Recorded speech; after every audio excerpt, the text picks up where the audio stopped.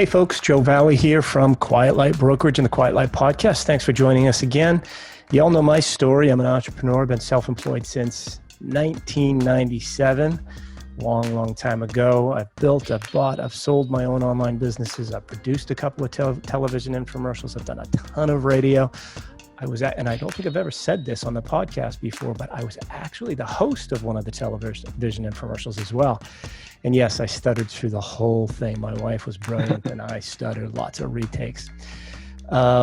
Everybody on the Quiet Light team, as you know, folks, is an entrepreneur first and foremost. We've all built, bought, and sold their online businesses. We actually just had somebody join the team that was on Shark Tank, got a deal from Robert back in 2014, and now is doing incredibly well in e-commerce on Amazon. Lots and lots of licensing deals with companies like Marvel and Disney and things of that nature. So the quality and caliber of the team is pretty impressive. I personally have sold about 100 billion in total transactions, and I'm just one of 12 now. So great team here, and we love working with entrepreneurs. We've got one on the call today. It's Sean Clercq. Sean is the founder and CEO of KickFurther. And it's a crowdfunding platform. It's not something I know a whole lot about, so I'm excited to talk with Sean today. But essentially what they do is they connect companies with individuals seeking to support businesses and earn a profit. It sounds confusing a little bit, but businesses, that are consumer product-based businesses can get funding for up to $2 million in inventory for a cost that's 30% cheaper than traditional lending. And funds are available when you need to pay your suppliers and you don't need a purchase order or accounts receivable to access the funding. Everybody in the audience that runs a consumer products-based business, e-commerce business, has had an inventory funding problem in the past. They've run out of inventory, which they lose money in terms of profits. They lose money in the value of their business. And they're just trying to keep up with the treadmill of trying to buy more inventory with a business that's growing like crazy. That's a problem most of you have. From the buy side, those folks in the audience that are buyers, this may be an opportunity for you to invest in e-commerce businesses without actually having to operate them. You can help fund their inventory and earn a very healthy return on investment. The third thing we're going to talk about today with Sean is a promotion that KickFurther is doing. They're giving away $200,000 in inventory lending at no cost. Let me clarify. They're not giving away $200,000, $250,000. They're giving it away at no cost. Right, Sean? Get that right? No cost of the finance, right? Exactly. No cost of the financing. Awesome. Sean, I could talk about your impressive background and resume for a long time here, but let's just jump right into it. How are you doing today? Great, Joe. Thank you for the excellent introduction. I think you did a sterling job of describing KickFurther. Now we're talking to you. You're up in New York at the moment, but KickFurther was originally founded back in 2015 in Boulder, Colorado, I think. Is that right? Yeah. So we actually incorporated August 2014, and we went through an accelerator in the fall of 2014. We launched our soft launch was January 2015, and we grew out in Colorado for 4 years, and then we won the 43 North competition, which brought me and half the team to Buffalo, New York, which is where I am now. Wow. And you're from Jersey originally. So I guess it's been cold pretty much wherever you're going, right? Yeah. Colorado is deceptively warm. It has a reputation for being cold, but that's like the secret of Colorado. It gets warm during winter. And I think they have more sunny days than almost any other state in the country as well. So that's probably one of the reasons why it's exactly. Yeah, it's nice. The snow doesn't stick here in Buffalo. If you're on the East Coast, right, it's just cold or warm for 2 weeks at a time. Like that's the way it works. Trust me, I know. I grew up in Gardner, Maine, and January is a miserable month. Actually, the entire winter is miserable. That's why I live in North Carolina now. But let's jump right into this. For the e-commerce business owners that are currently struggling with keeping up with inventory purchases, let's first talk about your promotion, and then I want to jump into the details of how it works for somebody that's raising funds. What's going on with you giving away lending at no cost, $250,000? When is this promotion? What's the deadline? Give us the details on that first. Yeah, so you should be able to apply through the end of October, which is a pretty tight deadline from where we are today. And what we're looking at is $250,000, no cost financing, which means you'll get up to $250,000 to fund inventory purchases. We'll produce the inventory, have it shipped to the business. As you sell it back, you have to pay us back for the cost of the goods that we funded, but no more than that. So it's essentially getting inventory that you can sell to drive revenue at no cost. That's what the promotion is. We have a bunch of really awesome partners that all have added in tens of thousands of dollars of services and different, packages in terms of distribution, fulfillment, all sorts of really, we're putting together a really great perk package. And it's also an opportunity for entrepreneurs to get in front of an incredible judging panel. So we've got Bill Tai, legendary investor from Acti Global. He was the seed investor in Zoom and Canva. We've got Siri from Draper Associates. We have Tom Galisano, the founder of Paychex. We have the founder of Range Me. And we have the CFO of New Era Caps, which provides the baseball caps for all the major league teams. So really, really strong judging panel. And I think it's a great opportunity for anybody that's running a product business. And what we're looking for is the best growth story. So we want to hear from entrepreneurs that, made it happen through thick and thin. Okay. So they go to KickFurther.com. There's information on the site about the promotion where they can apply. They've got a short window to do it, so we want to get them to do it right away. Is there a further link that we can share or talk about? Yeah, absolutely. So it's going to be grow.kickfurther.com/2020 giveaway. So that's what the hyperlink is, and I will make sure, Joe, that you and your audience get it for the podcast. Excellent. Excellent. Okay, let's talk about crowdfunding. It's something I have not done before. We had Ray Moorjohn on the podcast last week talking about crowdfunding. He's raised over $300 million in crowdfunding monies, very, very high success rate. Can you just give us a quick summary, though, what it means in this situation? Understand that people are raising money for inventory, but give us a little synopsis of crowdfunding and how it works for the e-commerce or consumer product business owner that is trying to raise some funds here. Yeah, so there's two types of crowdfunding that most people are very familiar with, right? One is rewards crowdfunding, which is Kickstarter, Indiegogo, where you get people to effectively pre-purchase your inventory, right? And then you have to deliver it to them. The other type of crowdfunding that people are familiar with is equity crowdfunding, where you're selling pieces of your business to investors online, right? And you're losing control, you're losing ownership of your business. What KickFurther does is relatively unique in the market. We provide inventory crowdfunding. And so what that means is our community of users will buy your goods at your supplier's cost. We'll have the inventory produced and shipped to you, the business owner. And then as you sell through the inventory, it's placed on a consignment contract, and you pay us back with a little bit of consignment profit on top of what the cost of goods is. And we distribute that to your funders. And what this does is it means, one, you get the inventory. You don't have to deliver it to anyone like rewards crowdfunding. So if you need to deliver to Target, or you have customers that you're selling to, your inventory is yours to distribute as you need. You don't have obligations to deliver it to a group of crowdfunding rewards backers. And unlike equity crowdfunding, you retain ownership of your business. We're non-dilutive. We don't take any ownership percentage of your business. So we just provide the inventory, and then you pay us as you sell it. So it's zero cost to the business owner, zero cost to apply. I was a product business owner before I started KickFurther. And so we built this platform to be very flexible and to meet the needs of product business owners. So the first thing that comes to mind is loss of control of inventory being shipped into a 3PL, their own warehouse, or Amazon. Explain if that's not the case, because there's documentation that has to be done, and it's being shipped from China directly. Who actually continues to handle that? Is it the folks at KickFurther, or does the e-commerce business owner still have full control of the supply chain?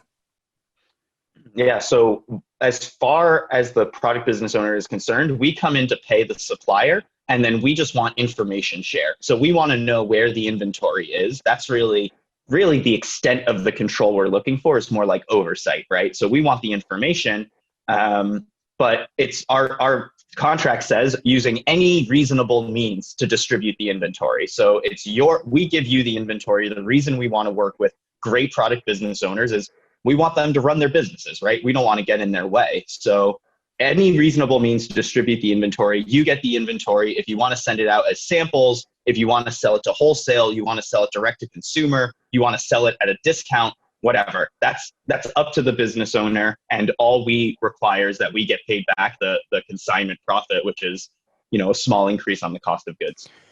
When it comes to Amazon business owners, eventually the mysterious Amazon machine will offer them lending. There's no guarantee on how much it's going to be or when it's going to show up and so on and so forth. Can you explain the differences in terms of the costs and the benefits of working with KickFurther versus waiting for that Amazon lending to come through if somebody's running an FBA business? Yeah, sure. So probably the key difference is that Amazon lending, as far as I know, is based off of your Amazon traffic. So if you're selling through the Amazon marketplace, you're selling through, fulfillment by Amazon, you have your inventory stored there, right? They're looking at that data, right? The Amazon marketplace data, the fulfillment by Amazon data. And what that means is if you've got 30% of your distribution going to Amazon, but 70% is going to wholesale or to other, distribution channels, Amazon is often not enough. They don't provide enough finance to cover all of the inventory needs for these product businesses that we work with. And so what we find is that Amazon Capital typically has pretty good rates, but it's restrictive in how much they offer, and they don't cover enough distribution channels for product businesses. Okay. And you said Amazon Capital and talked about the cost. How is the KickFurther cost to the consumer product business owner? How does that compare to some of the other lending services that are out there, whether it's Amazon or Cabbage or somebody's credit card, where they're funding inventory? And I've seen people do that a lot. How are the costs compared to other options? Yeah, so it depends on the option, right? So what we saw, I'll tell you, Q1 on Dex, they were public in Q1 of 2019. And so I know that their dollar weighted average was about 48.6% annualized, which is relatively expensive with their origination fees and the daily debit and all of that that comes out of it, right? So that's in their Q1 2019 data. Anybody else can look that up. Are we saying if somebody buys $1 worth of inventory, it's costing them $1.48?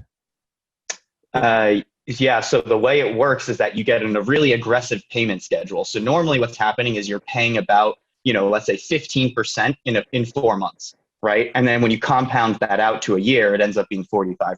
I see. Okay. That was one of the competitors that you're talking about on the high side. And so, exactly. Continue. And so that's relatively expensive.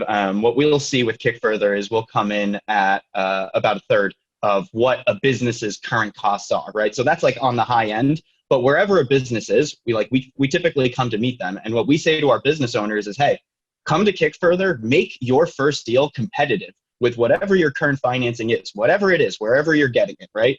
We'll meet your cost on your first deal, and every single deal thereafter, it'll get better and better and better for you, right? And so that's the promise we make to business owners. And if we can't win, right, and if our deal is worse, then go somewhere else. Like, I think that we're willing to compete and willing to win. How many times does the average KickFurther client come back and raise funds again and again? Yeah, so we've been in a significant growth curve, and even with all of the new companies we've been onboarding, we have an average of 4 deals per business. Okay. And our deal length is 5.1 months long on average. So you're looking at, on average, our businesses are with us for at least 2 years almost, right? And like I said, we've been in a growth curve, so we've added 100 companies in the last year that haven't had the time to even do that many deals, Okay. Yeah, 4 times, coming back 4 times is an indication. So lifetime value of a customer or lifetime of customers is 2 years. What was the 5.1 months? That's how often they come back for more inventory funding on average? It's the typical length of a consignment opportunity. So you could think about that as how long it usually takes one of our business owners to turn over the inventory that we're funding. Okay. Let me just clarify on the consignment, because typically consignment it's a funny term that, I've sold 120 businesses or so, and I don't think we've ever seen an inventory on consignment situation that wasn't complex. In this case, again, though, the business owner has possession of the inventory, And when they sell it, they're simply paying you a little extra on what they sold it for. Correct? Yeah, exactly. Okay. So it's actually, I would even make it more flexible than that. Whenever the inventory is consumed by whatever means that the business owner decides, right? Whether they want to give it away as samples, ship it to buyers, whatever it is, that's when the consignment contract is triggered. So they get to dispose of their inventory however they think is appropriate. Okay, let's talk about terms, because everybody sitting there has been waiting, listening has been waiting for me to ask, what are the repayment terms? Length of the repayment of the inventory or the cost of the inventory in this situation. Does it simply matter how, I guess I'm going to answer this myself. It's all about how quickly their inventory turns, I assume then, right? Yeah. So the number one thing, it's impossible really for me to answer and give you like a number, right? Because each of these businesses is so different, right? They've got such different attributes. So I can't give you a number. I think I answered it myself. You're getting paid. If somebody takes 9 months to sell through all that inventory, that's the term of the loan essentially that you're giving them. If they turn it in 2 months, it's that's when you're getting paid. The investor is getting paid, and that's when they're paying you back. So exactly. So we ask the business owners to provide an estimate of how long they expect the inventory to sell through, and then that's kind of what we look at their data, their distribution data, and that's kind of what we use to set an expected selling time. Okay. I just want, for those listening that haven't gone to the website yet, I just want to read a couple of things I'm seeing on the website, which is fascinating because I want everybody to understand that you can use KickFurther for a ton of different types of businesses. And these are on your website, so I assume I can read them. But Evolution Salt Company raised $210,000 4 days ago in 11 minutes. Stunning numbers, and I'm sure it takes time to set that up, and I want to talk about that in a couple of minutes. Then there's a Unity Laundry Systems Corporation that raised almost $60,000 a week ago in 2 minutes. Brute Force, a KickFurther co-op, it's a training program, raised $554,000 in 1 week. I've had people on the podcast. We've done Quiet Giant episode series on people that had a business that took off and went out and raised $100,000 in a week through cabbage and applying for 5 different credit cards all on the same day, so that the different lenders didn't see what the others were doing in terms of credit checks. This seems honestly like such a better option. So thank you for creating it, because I think it is a tremendous tool that people can use. I've got somebody that was on the podcast just 3 or 4 weeks ago. I talked to him. He's raising a couple of $1 million for more inventory purchases on new SKUs and expanding his 3PL or his own fulfillment center. Of course, we couldn't raise money for him for the fulfillment center, I assume, but can people use KickFurther on new SKUs versus existing SKUs to raise capital for inventory? So I've got I'm doing $5 million a year in revenue, and I've got 20 SKUs. I'm going to launch SKU number 21. Instead of my own funds, I want to use the KickFurther funds. Can I do that? Yeah. So, this is where I would say we can make sure that you have the funding for that, right? Our preference would be to fund your top selling SKU, right? So you get your cash from that inventory that you don't need to spend on that, right? We fund the top selling SKU, and then you can use your cash to do product development on a new SKU. Okay. That's the way we would prefer to operate. And it honestly, as we talk it out, it's logical, because KickFurther is going to get their, the investors are going to get paid back sooner. And then you can go back and as the e-commerce business owner can go back and raise more funds again. I like it. I like the logic of it. So thank you for that, allowing me to ask that dumb question. Let's talk about the size of monies that people raise, because as I look at your site, there's 210,000, 34,000, 59,000, a little over $500,000, and it says raised 6 days ago in 38 seconds. First, talk about the size, the average size that people raise, if there is one, or the highs and lows, and then what kind of prep work goes into creating the KickFurther campaign that actually funds something in 11 minutes, because I'm sure it takes more than 11 minutes to put it together. Yeah, absolutely. So the, in terms of campaign size, we actually don't have a minimum. What we do is we have a minimum fee. So our minimum fee is $600. That kind of works out to where if you're doing a deal under $20,000, it ends up being kind of like expensive, right, for the business owners. Okay. So that's what you're going to see is about 20K is like the smallest deals you'll really see on the platform. And we're happy to support entrepreneurs at that level, right? Obviously, we're not making a huge amount of revenue there. It's just about as much work to put together a $20,000 deal as a $500,000 deal, right? Yeah. But I also think that those are the entrepreneurs that need support the most. And so we're very happy to remain relatively flexible. And over the years, we've created some amazing relationships with excellent entrepreneurs by coming in early, supporting them when they needed it, and then they just stick around, So that's something that we want to keep going. So minimum is 20K. The largest we've ever done was $663,000. That was funded in, I believe, 11 minutes about 3 weeks ago. And we have a current record breaker on the site right now. We'll see if we can make it at 1.15 million. So that would be a 500K increase over our last biggest deal. So Wow. We'll see how that goes. Wow.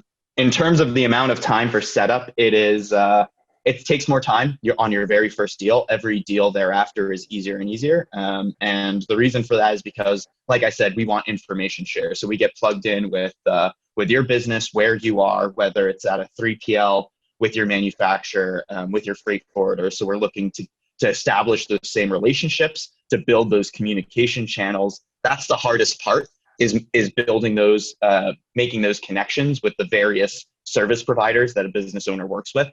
On the shortest time frame, we've been able to get a business from first touch, meeting us, going into our onboarding program, launched on the website in 48 hours. So that's a guy that's super on the ball. He had his suppliers were domestic. They were able to respond, in the same time zone, right? So that was super easy. On average, it takes a little bit longer, let's say about 10 business days, right? About 2 weeks. And it's typically based on the business's need, right? So they get to a certain point, they have an understanding of what they'll qualify for on the business platform, and then they wait to finalize their application, until they're ready to launch, right? And they need the funds. Okay. So if somebody's trying to plan ahead for inventory purchases and needs, they should do a minimum of 2 weeks, it sounds like, but maybe back it up another couple of weeks just for education purposes, studying the site, learning, getting prepared. Yeah, absolutely. And as we continue, I would say as you head into the major inventory funding seasons, it's it's an advantage to get there early, right? So it's like we see a huge amount of volume coming through. It'll start dropping off in the next few weeks as we head into the selling season. But we just came out of the biggest inventory finance, period of the year. And so in that time, it's best to act quickly to make sure that you can get what you need. Gotcha. Okay. Let's shift to the third part of this. First, we've covered the $250,000 in finance free, $250,000 that you guys are giving away. Again, folks, the deadline for that is October 31st. So get to the KickFurther website, check it out, do the search, and apply. Second, we've talked about how consumer product brands, not just e-commerce business owners, but consumer product brands can raise funds. I think it's a simple but incredibly genius model. So thank you for creating it, and congratulations. Third, look, we're all investors in life in some way, shape, or form. We own a car, we own stocks, we own a business. And a lot of people want to get involved in e-commerce and owning an e-commerce business, but can't quite find the right one. This seems like a really good fit where they can invest in funding inventory purchases for e-commerce business owners. How involved do they need to be in terms of vetting, or do you do all of that? And I'm just investing $100, $200, $1,000, $2,000, $5,000, and what kind of return on investment am I getting? A lot of questions. Yes. Sorry. Yeah. So there's a few there. So how involved do they need to be? What we have is, typically the way we talk about that is the more involved you are, the more rewarding it'll be, right? So if you want to interact with the business owners, we have multiple ways and channels that you can talk to the business owners. I think that the education component, learning about e-commerce, interacting with these entrepreneurs is a very valuable piece of what we offer here at KickFurther. To your point about people that want to invest but don't know how to get started, this is a great way to get your fingers into a bunch of little industries and kind of see if there's one that is a fit. But that's what I would say, is that it's if you're more involved, it's more rewarding as a user, I think. But there's no requirement that you go visit the business's store. You don't have to take delivery. You don't have to purchase their products, right? So No, really, all I want to do is sit at home and invest some money and get a good return on my investment. Is that too simplified, or is that what a lot of your investors experience? Yeah, I would say that is absolutely one way that you can participate on the platform. And what is the average investment that people are making when they're an investor? Or is that what you call them? Clients, investors? What do you call them? We call them inventory funders. So they're funding inventory. Yep. And so what's or the buyers. Average? Okay. Inventory investors or buyers, funders. What's the average amount that they're investing? So it's what we find is that our users pick a level of comfort, and that's where they are, right? So we've got users that are $100 users. They'll buy as close to $100 as they can. We've got users that are $500 users. And then we've got what I call the 5%ers, which are, we limit all of our users to buy no more than 5% of a deal in the first 24 hours. And then the 5%ers are the guys where if they like a deal, they're taking down 5%. Doesn't matter what the ticket size is. So you'll see transactions come in of like $30,000 sometimes, which is pretty crazy. Okay. So I could invest $30,000 occasionally. What kind of return on investment am I going to get? You are looking at, depending on portfolio month, anywhere between 11 to 14%. It's pretty solid. And annualized. Annualized. That's okay. And how do I get my money back? Through ACH. So you take your funds, we turn your capital into physical goods. Those physical goods are placed on consignment with the business. They sell it. We know whether they're selling the inventory. We draw the funds through ACH, and then we distribute it pro rata. So if you bought $1,000 versus somebody that bought $100, right, you're going to get back 10 times the amount of the payout. Sure. On your website and on the intro that I read, it looks like you've got a 99% success rate in terms of getting things funded. What about the getting the money back as an investor? What kind of risk is associated with it? Of all the deals you've ever funded, how many investors didn't get their monies back? Things of that nature. Yeah, great question. So we have a 4% cancellation rate. So our cancellation rate is the number of inventories that we fund that are not successfully distributed. And so the consignment contract is canceled and we call the inventory back.